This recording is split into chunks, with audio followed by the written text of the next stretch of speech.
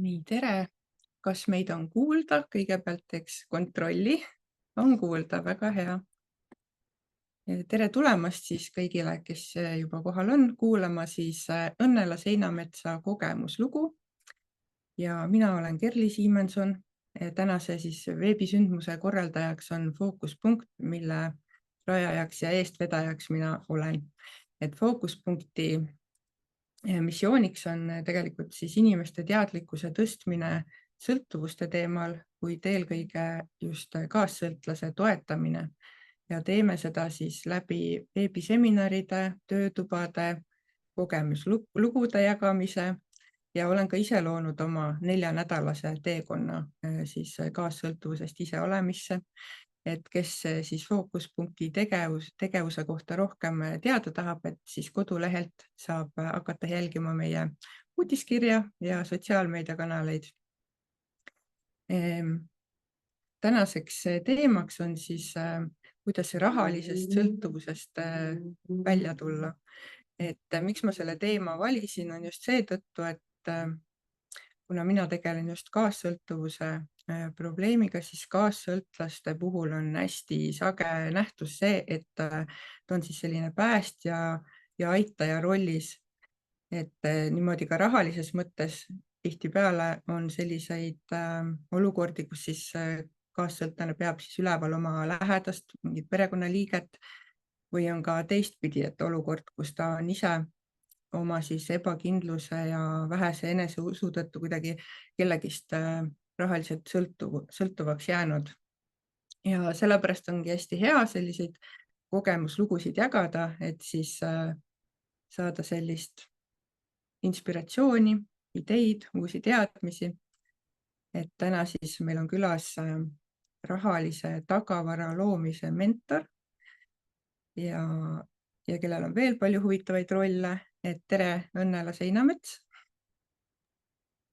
Tere, Kerli! Rõõm on siin olla. Ja mul on ka hea meel sind siin näha. Räägi endast veidi lähemalt, et millega sa tegeled ja... Nii nagu Kerli ütles, et rahalise tagavara loomise mentorina ja ma olen lisaks virtuaalne assistent ja virtuaalne assisteerimine tegelikult jõudis minuni läbi selle, et ma otsisin ka lisatulu võimalust, et oma rahalist tagavara siis suurendada. Olen 43-aastane, mul on 2 täisealist last, ma olen abikaasa, ma olen sõbranna, kolleeg ja üldiselt selline ettevõtlik naine, ma tahaks öelda enda kohta.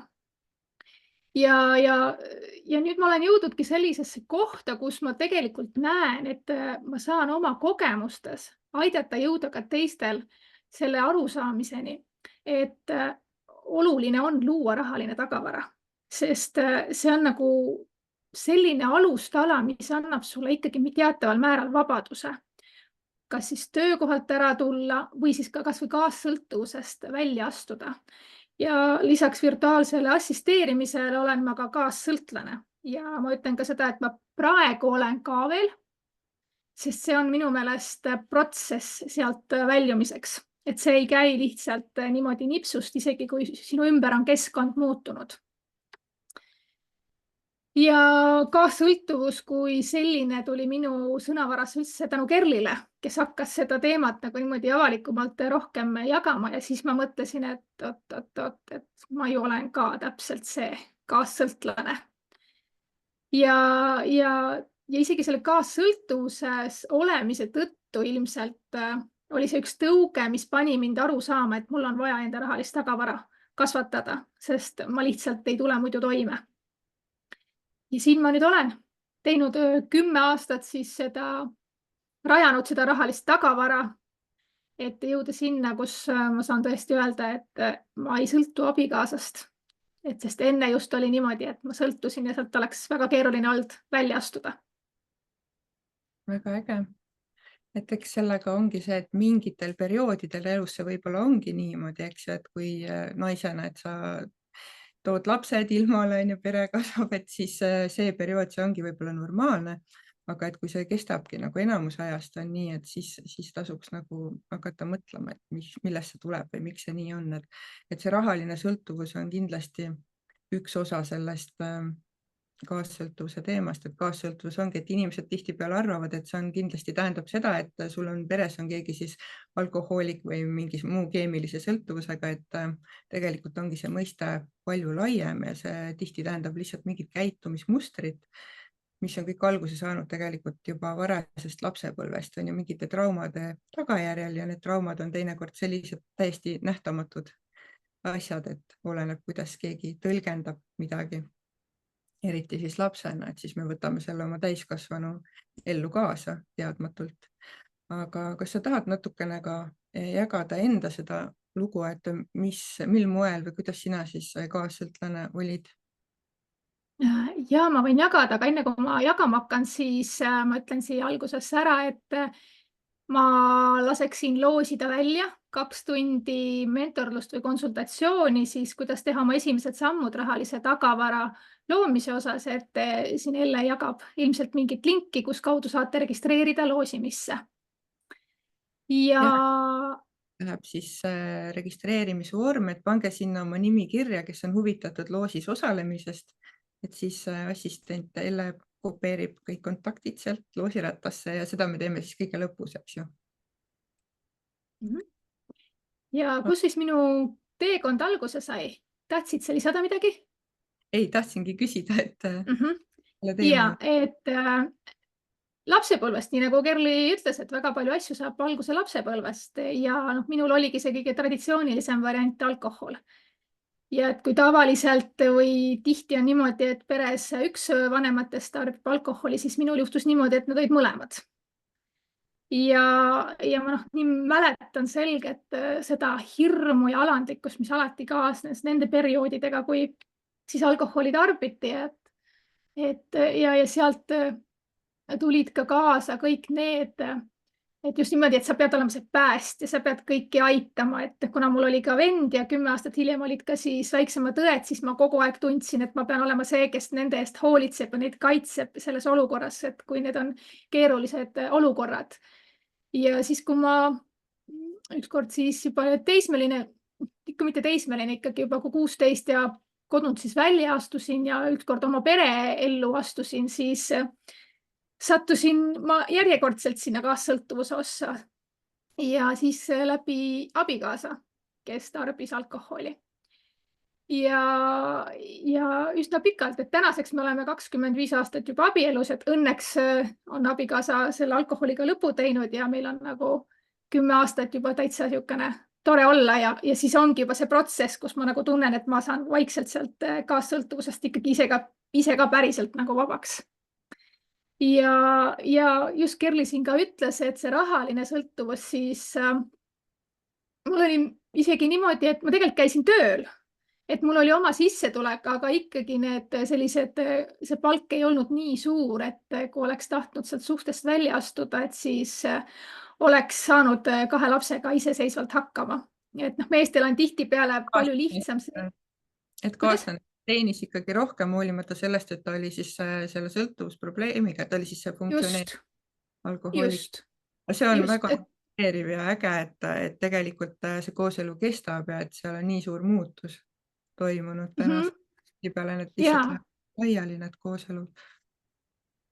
Ja, sest et eks oli meil ka perioodi, kus me elasime mõnda aega lahus, aga siis sa ikka lähed ja loodad, et kõik läheb ju paremaks. Kerli on ka oma lugusid jaganud, aga siis ongi see, et ühel hetkel sa saad aru, et sa pead ise midagi muutma ja kui sa kogu aeg tajud ka võib-olla seda, et teine justkui ongi rahaliselt sust nagu üle, et siis võib-olla, et kuhu sa ikka lähed, sul ei ole võimalik, sa ei saa hakkama, siis. Ma olen ka kuulnud täpselt seda väidet, et sul pole kuhugi minna. Just. Ja ega me tihti ju tegelikult ei taha ju ka lähedastelt abi küsida, sest see tekitab ju minu meelest ka natukene teistmoodi sõltuvust. Et sa nagu astud ühest sõltuvusest teise, eks ju. Et siis ma hakkasin mõtlema, et kuidas ma saan. Et mul õnneks olid lapsed juba piisavalt suured. Ja siin oligi see, et mis mul nagu see murdepunktiks oligi võib-olla see koht, et kus ma korraks nagu kolisime lahku ära. Ja siis ma sain aru, et päris keeruline on. et see on ikka mega keeruline, et õnneks mul oli küll abistajaid, aga ikkagi see oli nagu nii paha tunne, et sa pead kelleltki küsima seda rahalist abi või et keegi saab öelda umbes, et noh, vaatame, kaua sa siis hakkama saad, enne kui sa umbes koju tagasi tuled.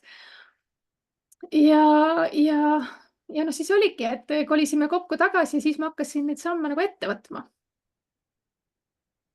Mida siis teha, et ennast paremale järjele viia. Aga siis sul oli ikkagi see mõte, et ikkagi lahku minna, aga siis, kui sa valmis oled selleks või?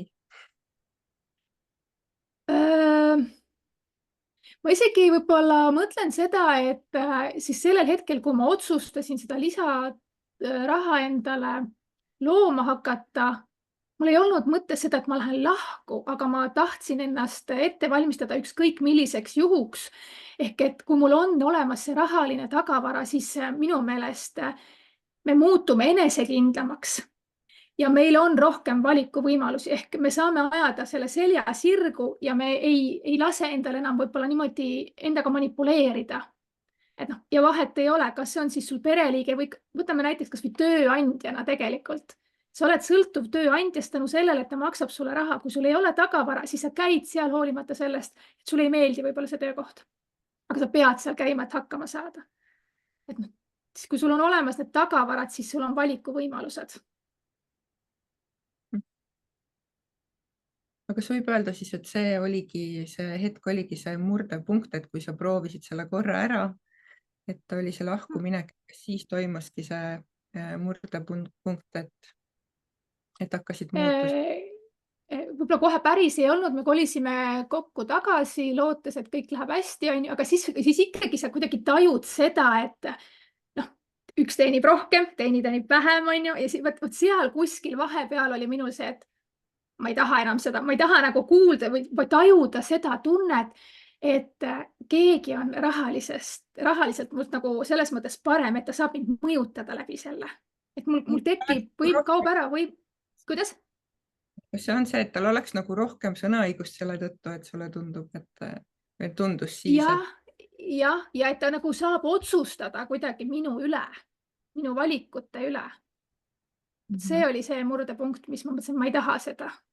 Et keegi minu eest otsustab, ma tahan nagu saada ikkagi ise otsustada oma asjade üle. Aga see ettevõtluse teema, see tuli kunagi hiljem siis sinu ellu või see aeg veel ei olnud? Ei, see ettevõtluse teema tuli 1,5 aastat tagasi alles minu ellu. Et enne seda ma ikka hakkasin vaikselt niimoodi põhitöö kõrvalt endale lisatulusid tekitama ja rahalist tagavara kasvatama. Et mul olid ka teatud sammud, mida ma siis läbisin selleks, et ma jõuaksin siia, kus ma täna olen ja see on see ka, mida ma tegelikult nõustamisel nagu ütlen, et need olid need sammud, mis mind aitasid. See, kas iga inimene leiab jõudu seda samme täita, see on juba enda vastutus. Et siis palgatöötajana, mis näiteks oleks selline esimene samm võib-olla, et me enne investeerimisest on ju rääkima kohe, et enne seda. Ja ega mina investeerimise koha pealt väga suurt sõna ei võta, sest mina olen nii pisikene investeerija, et ma seda isegi ei saa rääkida, et see oleks mul mingisugune suur lisatulu allikas. Minu esimesed sammud olid see ja mida ma ka kõigile räägin, et maksa endale kõige esimesena. Iga kuu palgapäeval püsimaksega läheb mingi summa kohe kõrvale kontole. Ja sa teed selle konto teise panka, sul ei ole seal pangakaarti ega mitte midagi. Et sul oleks võimalik... Tähendab siis seda, et see on nagu raha, mida sa siis ei puutu või? Just. Vahet ei ole, mis see summa on, aga et sul tekib see harjumus, et sa paned esimesena, et sa ei lähe mitme kohe makse ära maksma, et sa maksad iseendale nõnda nimetatud, kannad palgast ära, püsimaksena. Minul oli püsimaksega tehtud. Iga kuu läks summa. Hästi paljudel tekib kohe selle vastu, et mis mõttes ma panen kõrvale, et isegi jääb nagu iga kuu jääb puud, et mida ma siis kõrvale panen, et mis sa selle peale ütleks? Teine asi, mida ma tegin, on see, et ma vaatasin oma kulud üle. ja päriselt vaatasin need üle, kuhu ma kulutan. Ma läksin isegi nii peensusesse, et ma tegin Exceli tabeli, kus ma panin toidupoe tšekkides kõik kirja, mis see artiklid seal oli, sest no ma ei saanud aru, kuhu läheb, on ju. No siis selgus, on ju, meeletus koguses karastusjooke, igasugused maiustused, noh, mingid sellised ostud, mis tegelikult mul ei pea igapäevaselt olema. Ma ei ütle, et sa ei peaks üldse nautima, loomulikult pead nautima, sest varsti ma jõuan selleni, et tee kohe endale eraldi konto, kus sa panedki oma nautimise raha, et sa saad, vot lähedki kohvikusse, teatrisse, kuhu iganes, on ju. Et sa lihtsalt oled kogunud selleks eraldi raha. Et vaata oma kulud üle ja vaata, kus kohast saab hindasid soodsamaks rääkida. Mina olen niisugune teada-tuntud kaupleja, et alati, kui telefonipaketid hakkavad lõppema, siis ma ikka kirjutan päris mitmesse ettevõttesse ja küsin pakkumist. Et jah. Aga mitu pangakontot sul siis kasutuses on näiteks praegu? Mul praegu on äkki 4. Aga lisaks selle, et see eraldi konto, siis minu meelest päris mitmes pangas on selline tore asi, et Swedbankal on äkki vist rahakogu ja SEB-l on digikassa. Sealt on hästi lihtne kogu aeg välja võtta ju. See ongi see koht, et kuidas sa iseennast distsiplineerida. Kui sul on need asjad korras, siis ei teki sul vajadus sealt võib-olla võtta seda raha. Aga ta koguneb sinna niimoodi ju, et sa isegi paned tähele, et see koguneb. Et noh, eelarve ongi, vaatad oma kulud üle ja siis sa paned oma eelarvet paika. Minul oli ka ikkagi eelarvet, palju mul on kuus toiduraha ette nähtud. Et meil oli küll mehega nagu selles mõttes majandame koos, et tema maksab osad maksud, mina maksan osad maksud, aga nagu mina pidasin arvestust nagu iseenda palgalõikes. Et mul ei olnud see nagu pere peale pandud, et sõltuvalt sellest, kuidas kellelgi see peremudel ja süsteem on, et kui saab kahekesi koos teha, siis tasubki kahekesi koos teha, siis mõlemad panevad sinna tagavarafondi, näiteks ei pea olema 100 eurot, 20 eurot. Et see rahaliselt nagu iseseisvaks saada, et ise hakkama saada, et siis peakski nagu endale eraldi tegema selle. Just, just nimelt, et mina räägin ka sellest, et vaata iseseisvalt saada, eks ole, tagavararaha, aga paljudel on probleemid isegi tegelikult ju pere-eelarvetega, et peredel ei ole, eks ole, seda tagavara. Aga et minu mõte oli jah see, et ma ise tahtsin enda tagavara luua, sellepärast ma pidasin ka seda eraldi täiesti enda jaoks seda arvestust. Ja lisas kontodele, mis mul olid tehtud, siis ma muidugi hakkasin lisatööd otsima. Et kõigepealt ma pöördusin siis oma tööandja poole, et kas tal on mulle midagi pakkuda. Õnneks oli pakkuda, aga siis ma pidingi valima, et kas ma olen nõus hommikul kell 6 näiteks kontorisse minema, sest tööpäeval kas kell 9, et teha mingid asjad ära, et ma saaksin õhtuti kodus siis seda tööd teha.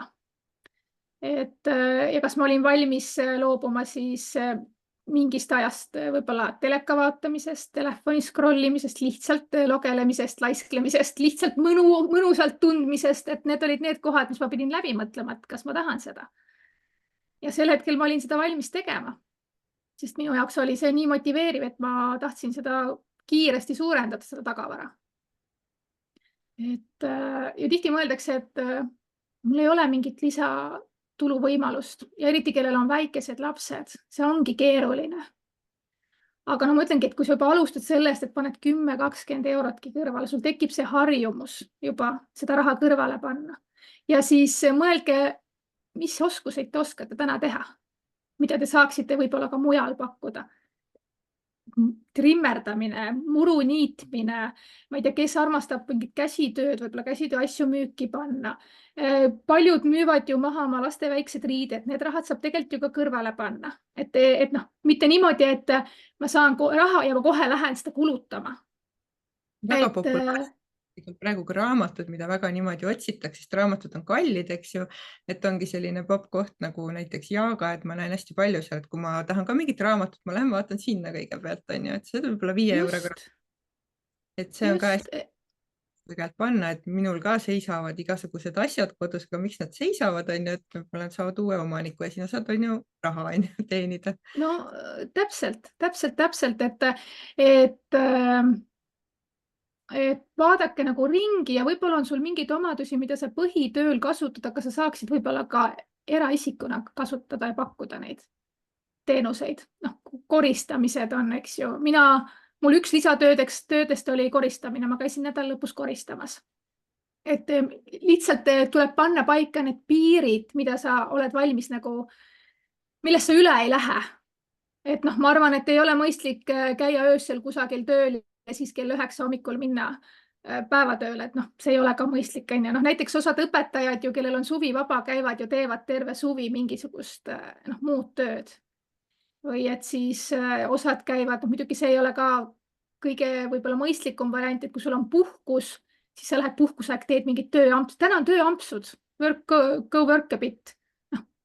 Sa saad tegelikult väga edukalt neid asju rakendada. Et vastavad siis sinu enda peremudelile, et kuidas sul need võimalused on.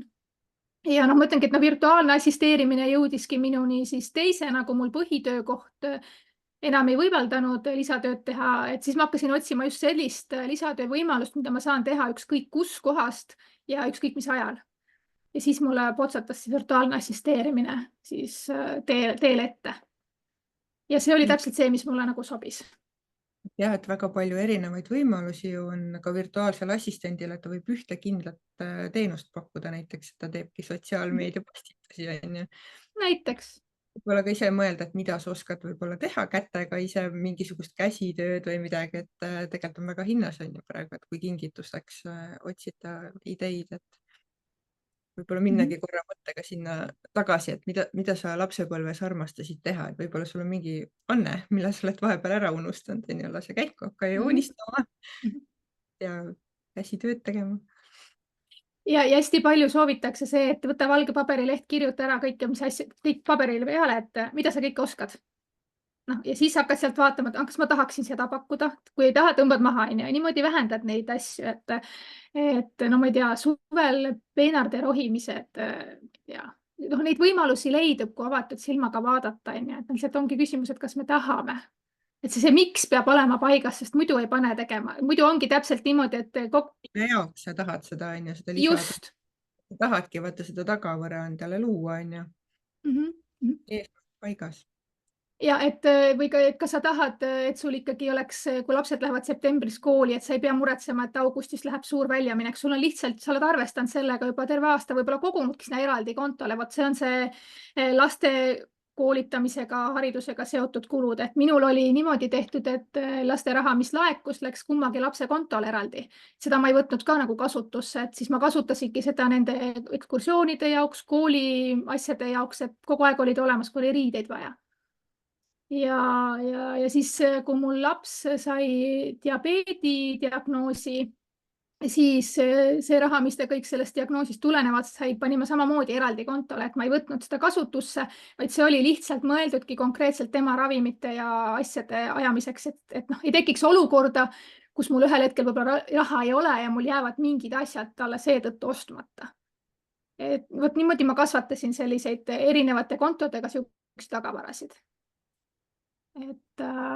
Ja kontodest ma rääkisin. Ja siis, mis ma veel tegin, oli mul selline asi, et kui ma sain palk tõusis näiteks või said preemiaid või mingid lisarahasid, siis ma ei võtnud seda kasutusse. Ma panin kohe need rahad kõrvale, sest et minul oli see mõte, et kui ma sain tegelikult vähemaga hakkama, siis miks ma peaksin nüüd selle, ma ei tea, 100-200 eurot, mis mul palgalisa tuli, kohe võtma ja siis ära kulutama.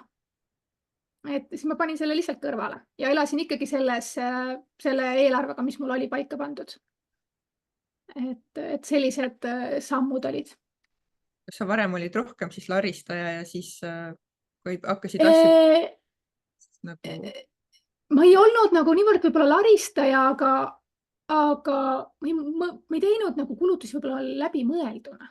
No lihtsalt sa läksid, tahtsid ossida, tegid ja meil olid ikka ka olnud järelmaksud olid väikelaenud olid, ja teadagi, et need ei ole ju kõige odavama intressiga, et mul puudus ka see teadlikkus, et vaadata, mis need intressid oli. Lihtsalt oli see, et mul on arvutit vaja või on vaja autot järelmaksuga osta, no siis võtame selle väikelaenu.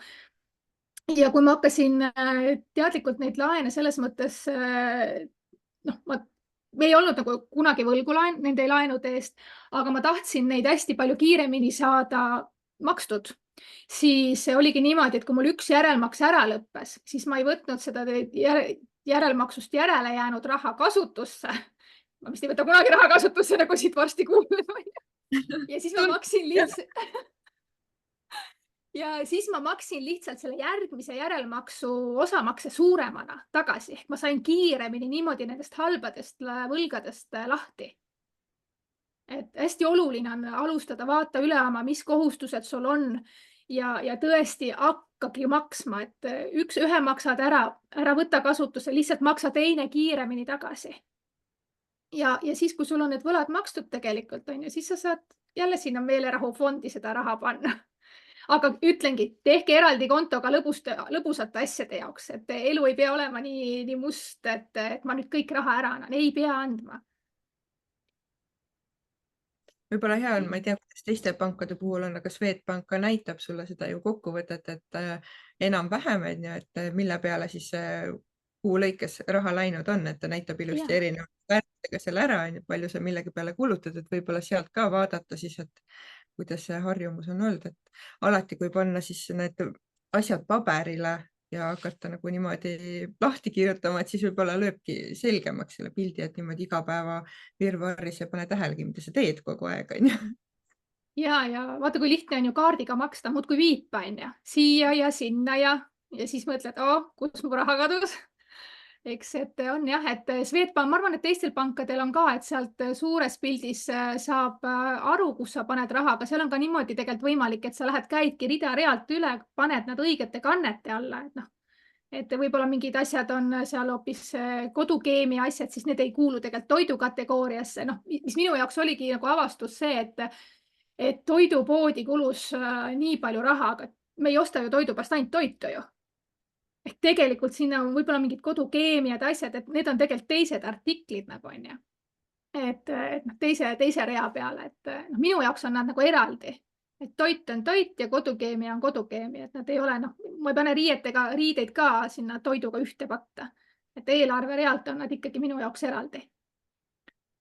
Et ja ma ütlengi, et ja eelarvestamine on teine asi, et teine, kolmas, ma ei tea, mitmes juba, et sa tead ette mingeid kulutusi, mis sul tuleb aasta jooksul. Auto ülevaatused, autokindlustused, lastekoolid, lasteaiad, riided, siis tegelikult sa saad igakuiselt ju natukene juba korjata seda raha.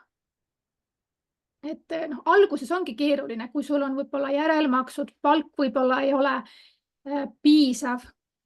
Et selle palga osas ilmselt peab ka ikkagi kriitiliselt üle vaatama, et kas ta siis nagu on päriselt ebapiisav või ma teen lihtsalt kulutusi, mis teevad selle palga ebapiisavaks. Ehk ongi need, võtan järelmaksud, laenud, et varasemas töökohas, kus ma töötasin, siis ma väga palju puutusin kokku inimestega, kes olid ennast ikkagi laenuorjuses pankrottini täiesti viinud.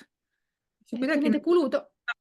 Mida rohkem sa nagu teenima hakkad, seda rohkem sa kulutad ka kohe, on ju. Just. Tegelikult nii ongi.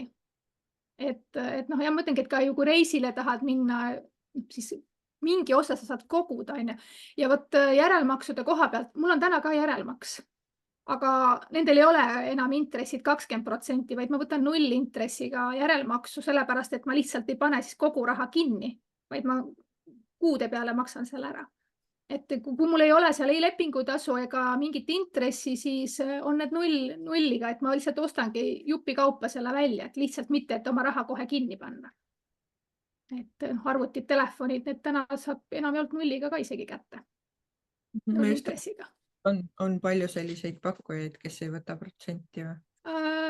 Telefonipoed, ma olen kõik telefonid niimoodi võtnud nulliga. Pakuvad Telia vist äkki ka, minul on reklaami tohi ilmselt teha, kui mul on Elisaga. Kuidas? Pidid ju hea kaupleja ka olema. No jah, ma ütlengi, et elektripaketid ja telefonide, internetipakettidega ja ma kauplen küll, aga ma mõtlen, et kui on nagu vaja telefoni osta, siis me oleme võtnud ka jah, selles mõttes järelmaksuga. et nullintressiga lihtsalt, et kui mul oleks seal ikkagi variandiks see, et ma pean mingi 14 või 15%, ma isegi praegu ei tea, palju need intressid on, maksma, siis ilmselgelt ma ostan ta selle välja. Aga jällegi, kas mul on vaja seda telefoni, et tuleb uus iPhone'i mudel välja, mis maksab, ma ei tea, 1000 või ma ei tea, mis nad maksavad, aga noh, et kas mul on vaja seda? Kui mul praegune telefon tegelikult toimib ja lihtsalt ainult sellepärast, et ta on uus mudel, et noh, kas meil on vaja seda?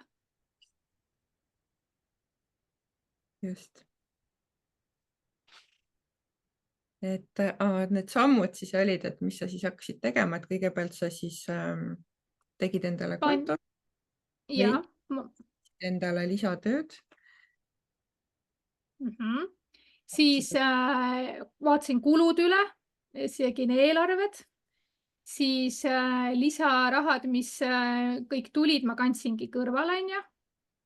Ja ma tegelikult natukene hakkasin ka investeerima, ehk siis samamoodi, ma alustasin 10 euroga, panin lihtsalt 10 eurot. Ongi see, et kas ma lähen 10 euro eest, kulutan ta lihtsalt mingi, mina naeran kogu aeg, ma olen anonüümne šokohoolik, lähen ostan 10 euro eest maiustusi kuu lõikes või ma panen ta lihtsalt kuhugile mujale kõrvale, et võib-olla natuke teenib ka mulle. Et sellised olid need minu sammud, et vaadake üle kriitiliselt oma kulutused. Nii, ja siis millest me veel täna rääkima pidime? Ja ma korraks veel ütlen, Põiken, et lisaks nendele füüsilistele sammudele on tegelikult väga oluline mindset ehk mõtteviisi muutus. Sest et kui seda ei toimu, siis sa võid seda raha korjata, sa lähed järgmisel kuul ikka, ma tahan seda tellida. Ma ostan need asjad ära. Kõige raskem koht, et kuidas sa selle ära harjunud. Inimene on ju harjumuslikult käituv olend, on ju, et ta on harjunud, kuidas sa seda ümber siis nagu harjutad järsku, et No see ongi see, et kas sa siis hakkad ise lugema ja otsima seda informatsiooni, on ju, siis oluline on see, et milliste inimestega sa ennast ümbritsed.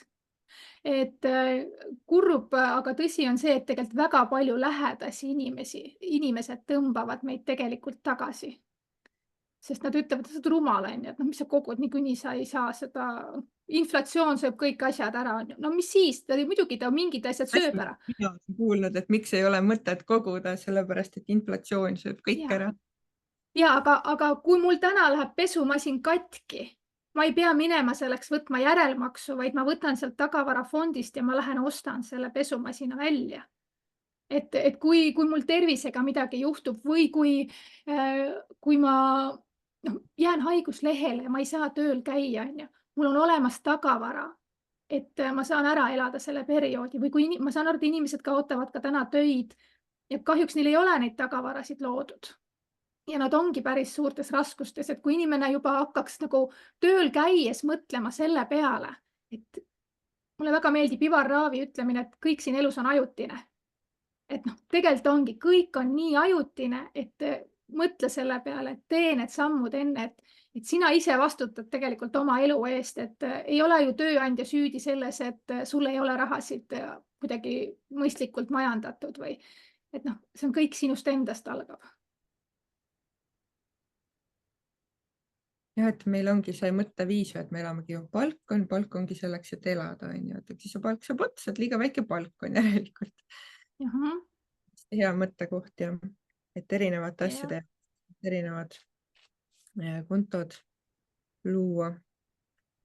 Ja kui sa töötad töökohal, kus sa arvad, et palk on väike, siis äkki mõtled, et võib-olla peaks töökohta tegelikult vahetama. Et ei pea ju olema kogu aeg ühe tööandja juures kinni, kuigi see on ka samamoodi turvalisuse koht, et ma tean, mu oma abikaasa oli 27 aastat tööandja juures, kui eelmine aasta otsustas töölt ära tulla. Et see hirm on lihtsalt nii suur teha seda sammu, et äkki ma lähen mujale, vaatan, on ju. Või et äkki ma lähen täiendan iseennast, et ma saaksin paremale järjele tulla. Et täna on ju ka need täiendõpped, kõik tegelikult on ju virtuaalselt hästi palju võimalusi, on ju. Kuidas endas mingeid asju täiendada, et liikuda siis samm edasi, et mitte olla seal, kus sa ei taha olla. Aga mis hetkel see ettevõtlus, ma saan aru, et nüüd paar aastat tagasi alles, et kas selle ettevõtluse alustamisega seoses siis on kuidagi ka see rahaline olukord nagu veel paremaks läinud või mida see on sulle andnud? Tegin ettevõtte eelmise aasta märtsis. Jah. Ja tegin sellepärast, et hakkasin virtuaalassistendi teenust pakkuma, tahtsin arveid esitada. Ja selle aasta aprillist ma tulin põhitöökohalt ära. Ja ilmselt väga paljud ütleksid, et ma olen jumala rumal, sest rahalises seisus palga mõistes oli mul samm tagasi. Mul oleks olnud ju väga hea elada olnud, kui mul oleks olnud palk ja siis teenida lisarahana virtuaalassistendina. Et noh, mõtle, kui palju ma oleks saanud kõrvale panna. Aga siin sai minu jaoks oluliseks pigem see esiteks, et see ei ole jätkusuutlik, ma ei suuda 2 asja korraga teha. Ja oligi see, et ma analüüsisin enda jaoks läbi, et mida ma päriselt teha tahan. Kuna mul oli see rahaline tagavara juba loodud, siis ma ei muretsenud selle pärast, et kas mul nüüd see ettevõtlusega 1, 2, 3 kuud läheb nii hästi, et ma saan endale palka maksta või et mul see käive oleks selline, et ma näen, et see tasub ära. Siis ma sain selle sammu teha, et ma tulin töölt ära ja tegelikult astusin rahalises mõistes sammu tagasi. Et ma loobusin jah sellest palgast ja oleks võinud siis panna seda lisaraha lihtsalt kõrvale. Aga ma näen, et läheb järjest paremaks sellepärast, et mul on võimalik aega oluliselt rohkem panustada lihtsalt selle vahega, et ma ise saan otsustada, kellega ma teen koostööd, millal ma teen ja kogu vastutus ongi lihtsalt minu õlul. Ma ei saa enam öelda, et tööandja ei maksa mulle palju piisavalt palka, vaid et ma pean ise leidma need võimalused, et minu elu oleks selline, nagu ma tahan. Et vastus sinu küsimusele, et ei, ma ei saavutanud paremat olukorda, ma astusin isegi sammu tagasi. Aga hoolimata sellest ma jätkan ikkagi endale raha kõrvale panemist ja jälgin eelarvet ja kulutusi ja kõike neid. Ja see mõte mul just ennem oli, et kui me rääkisime ka töökoha vahetusest, et võib-olla vahest ongi see, et tõesti võib tunduda nagu hullumeelne, et sa tuledki sealt töökohalt ära, kus sul on nii paha ja raske ja ei meeldi ja ma ei tea, no tõesti nagu ei taha seal käia, on ju. Et siis kuidagi selles olukorras ellujäämisfunktsiooni peal inimene hakkabki nagu mõtlema ja tulebki see uus võimalus nagu kergemini, kui et sa hoiad seda ja võib-olla mõtled, et ma otsin, et ma hoian silmad lahti, aga tegelikult sa ei otsi see aeg, kui sa oled seal vana koha peal, on ju. Aga ettevõtlusega sama teema ka minul, et ma arvan, et isegi ettevõtlusega alustamisel on väga suur osa sellest kaassõltuvuse väljaastumisega, sellepärast et on tõesti andnud hästi palju sellist julgust ja enesekindlust ja see on üks väga inimese ja isiksusena nagu väga kasvatav teekond. Et just see vabadus, et sa saad ise otsustada ja valida koostööpartnereid, on ju. Et ma ei taha nüüd siin propageerida seda, et hakkabki kõik ettevõtjateks, aga lihtsalt, et jagan, et see on tõesti nagu väga selline põnev ja kasvatav teekond. Ja ega kõik ei peagi olema ettevõtjad, täitsa okei on palgatööl ka käia, kui sa oled ise sellega rahul.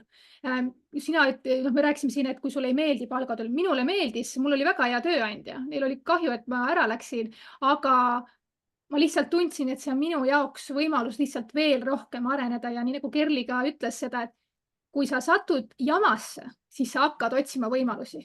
Et kui inimene ei tee muudatust, siis jällegi Ivar Raav ütleb, et siis liiga valusalt ei torgi veel. Siis on veel hea olla, et inimene hakkab otsima muudatusi siis, kui tal ikka on väga valus ja väga valusalt torkima hakkab. Enne ei tee inimene ühtegi sammu. Ja muidugi meil on jah seesama, et võtame laenud, järelmaksud sellepärast, et kellelegi muljet avaldada, et vot naabril on nii või siis mis iganes, et me teeme seda valedel alustel. Ostame neid asju. Tegelikult üle oma võimete väljapoole paistaks nagu ägedam. Ja.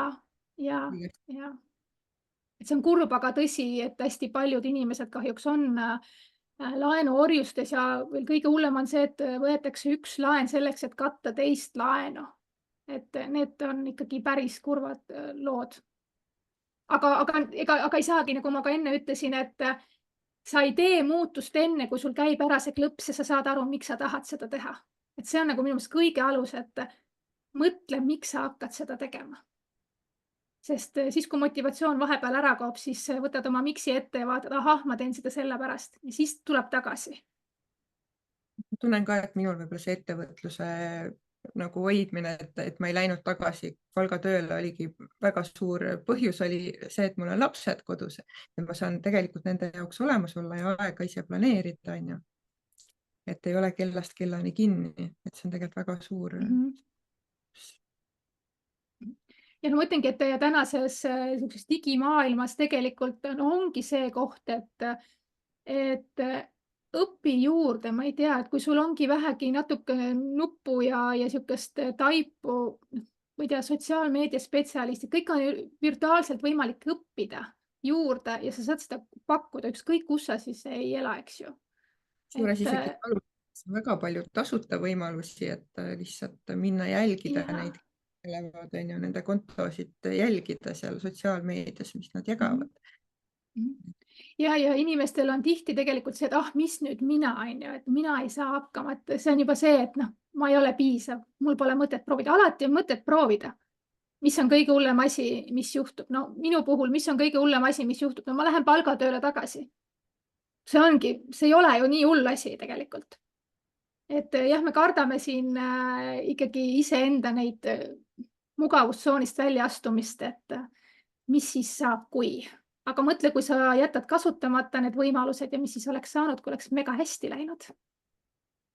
Sest aega me tagasi ei keera. Siin Kevin ka jagab, et inimesed on mugavad, neil on hirmud, mis takistavad elus edasi liikumast ja nad võrdlevad end teistega. Just. Teistega? Mina ei võrdle ennast teistega. Selles mõttes, et mul ei ole... Kuidas? Me oleme kõik tegelikult ainulaadsed, on ju. Jaa, ega see, kui ma ei ütle kellegi selles mõttes halvasti, et keegi kasutab brände, kõik ongi okei, kui sa tahad ja sul on võimalus seda osta, jumala eest osta. Aga minu meelest ei ole okei, kui sa võtad selleks laenu, et minna osta neid bränditooteid. Sa ei ole sellepärast halvem inimene, et sul ei ole mingisuguseid bränditooteid. Sina inimesena oled ikka ju ikkagi väärtuslik, ega see riietus sulle ei anna seda väärtust juurde. Et Liisa siin kommenteeris ka, et palju keskendutakse sellele, et ma tahan. Aga kas ma seda päris vajan, et mõttekoht, et see oli just see kulude ülevaatamise jutt, on ju. Et tahan, vajan. Ja ei, tihti on ka niimoodi, et ma tahangi seda, et ma lähengi nüüd, ma ei tea, lähen restorani sööma, no lähen. Teen ägeda lõuna endale. No mis siis? Kuidas? Et kui sul on selle jaoks eraldi konto loodud, siis väga tore. Jah, just. Et ei pea nüüd nii äärmusesse minema, sest siis kaob ka ju ikka must masendus tuleb peale, kui ma üldse midagi endale lubada ei saa. Aga kui sul on enda jaoks näiteks paigas tõesti panen 10% sissetulekust või 5 või 10 eurot, 20 eurot, no pane. Lastele õpetatakse ju ka sedasi, et on 3 purki, kui ma nüüd ei eksi, kuidas need järjestus olid, et üks on säästmiseks, siis on annetamiseks ja siis on kulutamiseks vist, et sa jagad oma raha niimoodi ära, mis sa saad. Et sama on ka täiskasvanute puhul, on ju. Paned sinna ja see on nüüd see raha, millega ma siis elan. Ma tean, et osadel on eraldi konto, et ongi majapidamisrahad, siis ma ei tea, kõik need maksud ja kõik sellised asjad, kantakse see raha sinna ja siis sellega majandatakse. Mina nüüd tegin ka eraldi konto oli, kus me siis mehega kanname toiduraha ja selle rahaga me siis üritame kuu aega toime tulla. Et selles mõttes. Siin on ka veel üks jagamine, et kaassõltlasena on mul väga raske meelerahufondi tekitada, et sellegipoolest jätkan üritamist. Lastele kogun eraldi hoiustele täiskasvanu elu alustamiseks. Väga tubli. See ongi raske. Aga kui sa tead, miks sa seda teed, siis sa ei jäta pooleli. Just jälle see miks on ju, see on hästi tähtis.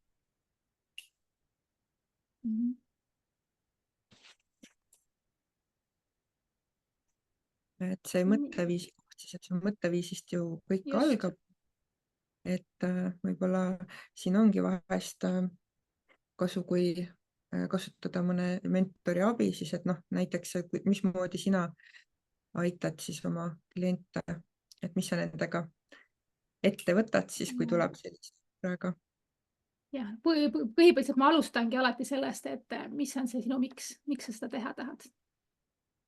Et mis siis nagu muutuma peab, me vaatame üle need asjad ja siis me vaatame, päris niimoodi kontosid ma vaatama ei lähe, aga põhimõtteliselt samamoodi nagu ma siin rääkisin, on ju, et eraldi konto on ju, palju sul palgast oleks võimalik panna, kas on ju, siis vaatame, milliseid neid lisatöövõimalusi on, et kõik need eelarved, kulud üle vaadata, on ju, et seda saab ju tegelikult igaüks ise vaadata oma kontode pealt, mis kulud need on, analüüsida kuu aega ja siis järgmiseks kuuks teha siis see eelarvet. Noh, mul oligi siin juulikuus, ma tegin ka väljakutset, et pane kirja kõik kulud, mis sa teed. Mõtlemata sellele, et sa peaksid kuskilt kokku hoidma, nii nagu sa tavapäraselt käitud, pane kirja kõik kulud ja siis kuu lõpus või järgmise kuu alguses vaata, kuhu sa kulutasid. Ja sellest tulenevalt tee oma eelarved. Ma arvan, et me näeme sealt päris nii mõndagi kohta, kust võiks kulu tegemata olla. Ja sealt siis juba ju tekib tegelikult mingisugust rahavõimalust kõrvale panna või siis tehagi korralik eelarve. Ja siis me vaatamegi need kohad üle ja siis annab mulle nagu tagasisidet, kuidas tal läinud on. Ja siis vaatame edasi. Aga mindseti pool on ka ikkagi see, mis on need rahauskumused, on ju, et töö tuleb raske vaevaga ja võib-olla, et üldse ei ole ilus, et sul rohkem raha on kui teistel näiteks. Rikas on nii halb olla või see, et sa iseendaga toime tuled, et nii halb on olla. Jah, et me tegelikult ei mõtle niimoodi, et ma ei taha rikas olla, sest ma olen siis nagu isekas ja nõme inimene. Just. Tegelikult hästi peidus seal alateadvuses selline uskumus, mis on jumal teab, kust tulnud esivanematelt või kelleltki. Ja et nagu see on väga paljudel tegelikult. Ja mis minu meelest on ka hästi huvitav asi ja ma alles hiljuti jõudsin nagu ka selleni, et eeldatakse, et aitamine on tasuta. Ma lähen teen tasuta ära tal, mis ma ikka seda raha küsin, on ju. Aga ega tegelikult aitamine ei pea tasuta olema. Lihtsalt on kuidagi selline ühiskondlikult poolt välja kujunenud, no kuidas sa ikka raha võtad, lähed aitad, on ju. Sõltub ka muidugi aitamisest, mida sa teed, on ju. Aga näiteks praegu lihtsalt oskad hästi mingisugust matemaatikat näiteks, aga miks sa pead tasuta minema kedagi õpetama mõnda õpilast? Ei pea ju. Sa ka aitad, aga sa aitadki seda ju ka raha eest, ega see ei pea olema tasuta. Ja minu meelest, jah, just töövälisel ajal, kui sa seda teed, on ju lisatööna, siis see ei pea olema tasuta. Ja minu meelest, et kui inimesed panustavad ikkagi rahaliselt, siis nad võtavad suurema vastutuse ka. Tasuta asjade puhul inimesed ei võta vastutust iseenda nende asjade puhul. Ja ongi see, et isegi ükskõik milline mentor, coach või kes iganes sind sellel teekonnal võib-olla aitab, siis sina ikkagi ise oled see, kes need sammud ära teeb. Ja tegelikult ei ole mitte kellelgi süüdistada, kas mentor on halb või coach on halb, et mul ei õnnestunud see. Siis sina ise oled süüdi. Ma olen ise käinud ka hästi paljudel kursustel ja pannud kirja need asjad. Kui ma neid samme ei tee, siis mul ei saa mitte midagi muutuda ja ei ole selles süüdi see mentor, kelle kursusel ma käisin. Ma ise ei tee neid samme. Et ikkagi iseendast vaadata ja tõesti vaadake, kes on teie ümber need inimesed. Et tegelikult on nii palju positiivseid inimesi, kes mõtlevad seda, et davai, mine, tee, jumala äge. Keegi ei ütle sulle selle peale, et oli isegi võib-olla väike tagasilangus. No pole hullu, tõused püsti, lähed edasi. Et lihtsalt see kogukond on ka, et võib-olla liituge kuskile võib-olla Facebooki gruppidesse kuskile või jälgige mõnda inimest, kes on sellise positiivse, sellise tooniga kõneleb, et saate hakkama, kui tahtmist on. Aga kas sina sellel teekonnal oled ka mentori abi kasutanud või kuidas sina? Ma selle rahalise poole peale ei ole kasutanud, sest sel ajal, kui mina alustasin, ma ei mäleta, kas ma isegi Facebookis äkki olin olemas veel juba või. Aga ma otsisin internetist infot, Kristi Saaret jälgisin hästi palju, just need, kes investeerimisest räägivad. Sotsiaalmeediast, just, ja raamatuid lugesin ka. Nii, ma ei kuulnud. ei läinud kohe tasulisele kursusele? ei, sotsiaalmeedias ja tegelikult on ju mõtteviisi asju on täna ka mingite kutsetena ju päris tasuta, kus sa saad juba see kogukond, kes sul seal ümber on, sest nemad ka kõik tahavad muuta, et see on nagu nii palju positiivsem, et sa saad sealt edasi minna. Ja isegi kui keegi ütleb sulle, see on nii nõme ja mõttetu, see on tema jaoks nõme ja mõttetu. See ei tähenda, et see sinu jaoks peab nõme ja mõttetu olema. Sina tead, miks sa seda teed. Tema ei tea seda. Et ärge laske nagu teistel ennast mõjutada, aga kogukonda, otsige sellist kogukonda või kui sul on kas või hea sõber üks, kellega neid asju arutada, siis no go for it.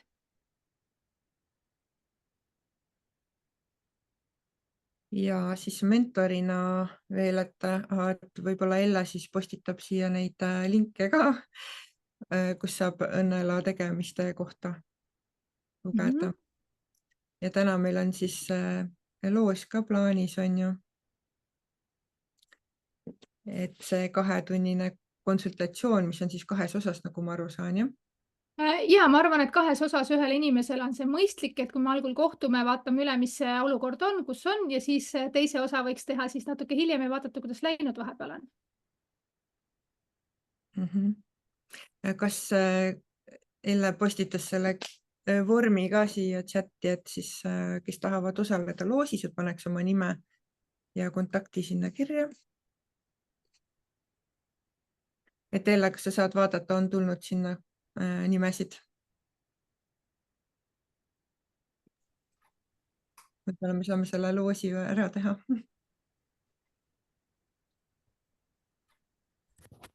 On tulnud, aga ainult 2 nime.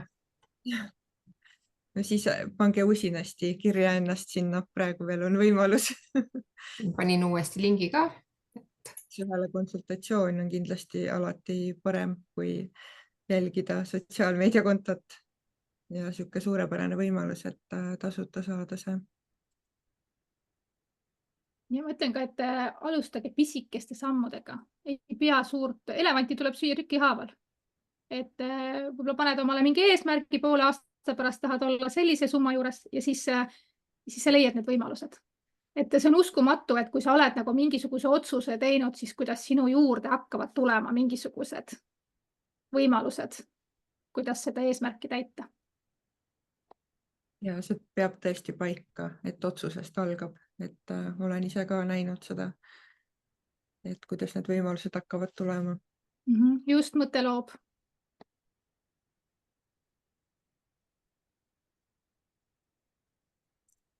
Soovid sa midagi lisada veel? Rääkida?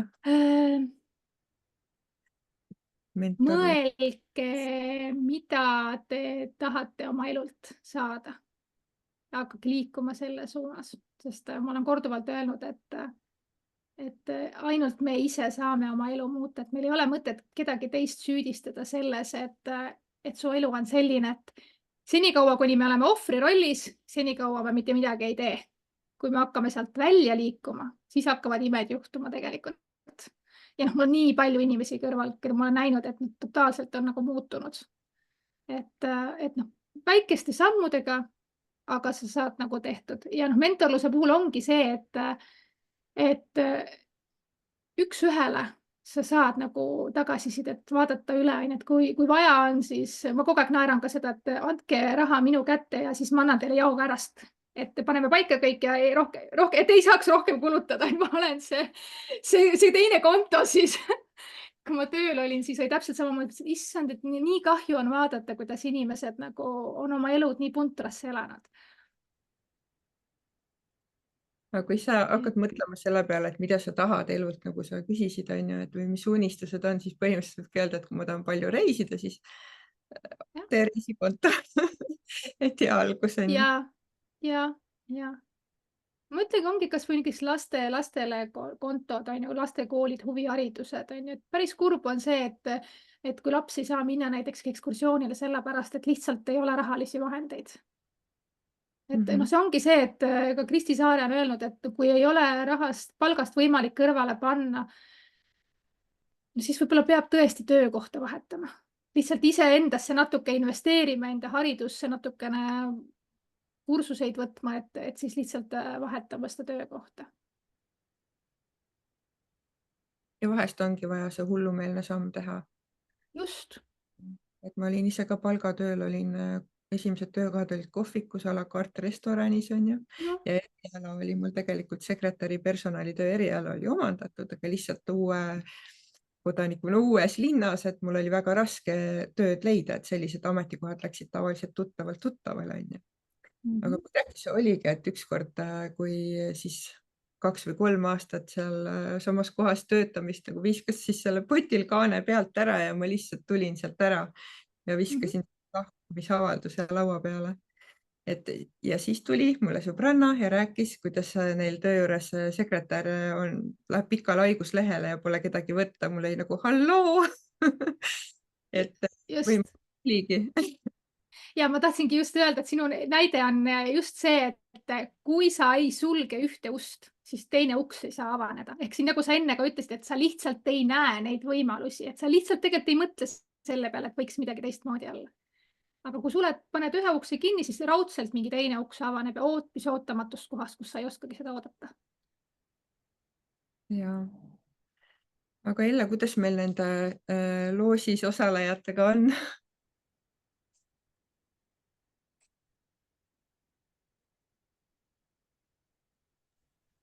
Elle ka jagab, et on ise ka seda tundnud, et niimoodi võimalused tulevad. Hetkel on 3 osalejat. Paneme siis 3 osalejat. Nii, kas ootame veel või teeme loosimise?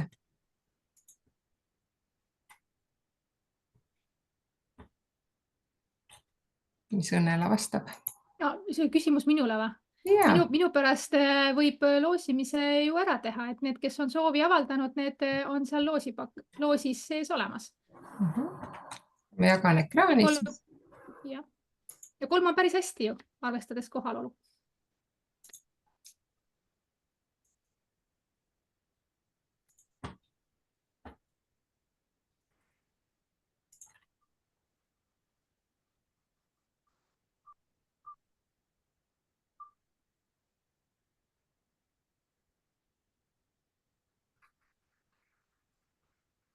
Nii palju õnne, Triin Reisser. Et me võtame siis sinuga ise ühendust, kontakt on olemas ja Õnnele kirjutab siis või teeme niimoodi. Jah, sa annad mulle kontakti, siis ma kirjutan. Palju õnne. Aga aitäh siis kõigile, kes meiega siin lõpuni püsisid, et keegi kirjutas täitsa lõpuus üks avanes mulle, uus uks. Uks, ilmselt jah. Mul on hea meel. Võitja kirjutada. Ja aitäh teile kuulamast ja sulle suur tänu Õnnele, et sa tulid täna siia jagama oma lugu. Aitäh. Mul oli ka väga meeldiv ja tõesti uskuge endasse rohkem. Ja suur tänu sulle. Järgmiste kohtumisteni.